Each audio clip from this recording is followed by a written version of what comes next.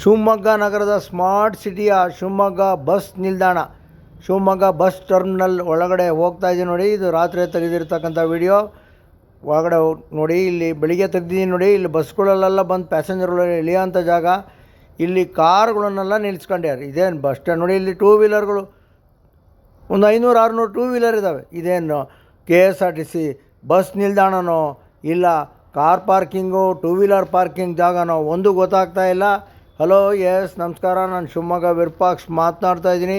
ನೋಡಿ, ಶಿವಮೊಗ್ಗ ಬಸ್ ಟರ್ಮಿನಲ್ನ ಅವ್ಯವಸ್ಥೆ ಹೇಗಾಗಿದೆ. ಯಾಕೋ ಆಡಳಿತ ಮಂಡ್ಯರು ಸ್ವಲ್ಪ ದಿವಸ ಬಿಗಿ ಮಾಡಿ ನೋಡಿ. ರಾತ್ರಿ ತೆಗೆದಿರ್ತಕ್ಕಂಥ ವಿಡಿಯೋ. ಎಲ್ಲ ಕಾರ್ಗಳನ್ನೆಲ್ಲ ತಂದು ನಿಲ್ಲಿಸಿ ಇಲ್ಲೇ ಬಿಟ್ಟು ಹೋಗ್ತಾರೆ. ಇದಕ್ಕೇನು ಹೇಳೋರಿಲ್ಲ ಕೇಳೋರಿಲ್ಲ. ಇದ್ರ ಬಗ್ಗೆ ಜಿಲ್ಲಾಡಳಿತ ಮತ್ತು KSRTC ಡಿಪೋದವರು ಎಲ್ಲ ಇದ್ರ ಬಗ್ಗೆ ಜಾಗ್ರತೆ ವಹಿಸಬೇಕು. ಇದು ಭಾಳ ತೊಂದರೆ ಆಗ್ತಾಯಿದೆ ಸಾರ್ವಜನಿಕರಿಗೆ, ಬಸ್ಸಿಂದ ಇಳಿದವರಿಗೆ, ವಯಸ್ಸಾದವರಿಗೆಲ್ಲ. ಈ ವಿಡಿಯೋವನ್ನೆಲ್ಲರೂ ಶೇರ್ ಮಾಡಿ. ನನ್ನ ಯೂಟ್ಯೂಬ್ ಚಾನಲ್ ಇದೆ ಶಿವಮೊಗ್ಗ ವಿರೂಪಾಕ್ಷ, ಸಬ್ಸ್ಕ್ರೈಬ್ ಮಾಡಿ. Thank you. ನಮಸ್ಕಾರ.